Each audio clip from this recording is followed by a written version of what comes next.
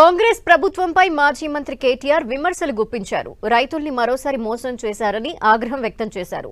రైతు భరోసా 15,000 ఇస్తామని చెప్పి ఇప్పుడు 12,000కు కుదించడం అన్యాయమని ఆరోపించారు. హామీలు ఎందుకు అమలు చేయటం లేదంటే ఆర్థిక పరిస్థితి బాలేదంటూ పచ్చి అబద్ధాలు చెప్తున్నారని ఫైర్ అయ్యారు.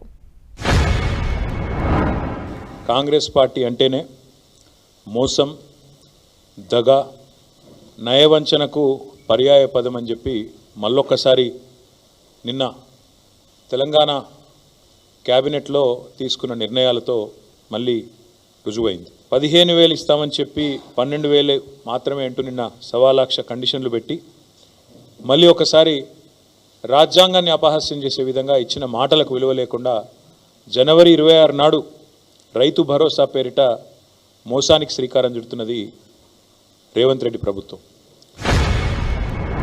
ఆ రోజు 10,000 రూపాయలు కేసీఆర్ గారు 2 పంటలకు ఇస్తుంటే 3 పంటలకు ఇయ్యవా, 3వ పంటకు ఇయ్యవా అని అవహేళన చేసిన వాడు రేవంత్ రెడ్డి.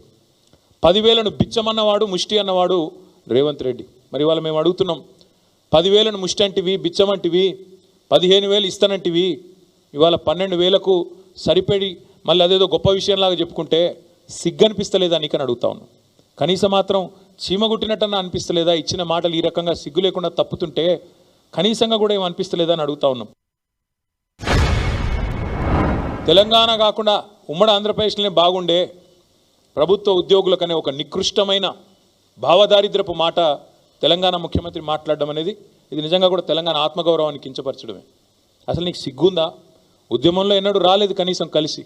ఇవాళ సిగ్గు లేకుండా ఆ ముఖ్యమంత్రి పదవిలో కూర్చొని కూడా ఈ భావదారిద్రపు మాట మాట్లాడడానికి ఒక తెలంగాణ బిడ్డవు కదా, కనీసం రేషమని ఉండాలి కదా. ఎక్కడున్న తెలంగాణ ఎక్కడ పోయిందండి?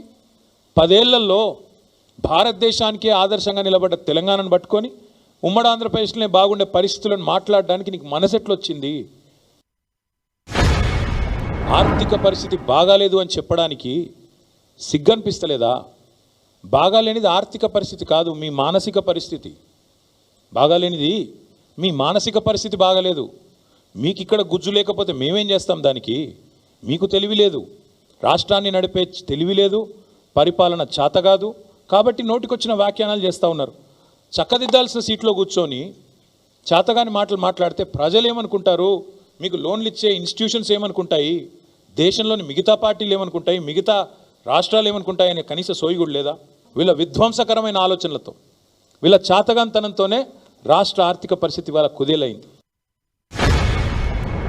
ఇవాళ ప్రత్యక్షంగా ఫలితాలు కనబడుతున్నాయి. నేను అడుగుతున్న రేవంత్ రెడ్డి, 138,000 కోట్ల అప్పు ఒక్క సంవత్సరంలో చేస్తేవే. రైతు బంద్ చేసినవా? వేయలే. రైతు భరోసా ఇచ్చినవా? ఇయ్యలే. ఒక్క కొత్త ఇటుక పెట్టినవా? ఒక కొత్త ప్రాజెక్టులా? చేయలే. మరి ఎక్కడ పోయినాయి ఈ పైసలన్నీ? ఢిల్లీకి మూటలుగా పంపుతున్నావా? ఎక్కడ పోతున్నాయి ఈ పైసలు? 138,000 కోట్లు ఎక్కడ పోయినాయి? రైతులు ఎదురు చూస్తున్నారు 70 లక్షల మంది, మా ఖాతాల్లో రైతు భరోసా ఎప్పుడు పడుతుందని. దానికి సమాధానం లేదు. మరి ఎవరి జేబులు నింపుతున్నావు 1,00,000 కోట్లతో? రాహుల్ గాంధీయా, ఢిల్లీ పెద్దలయ్యా? చెప్పాలి మీరు ఖచ్చితంగా.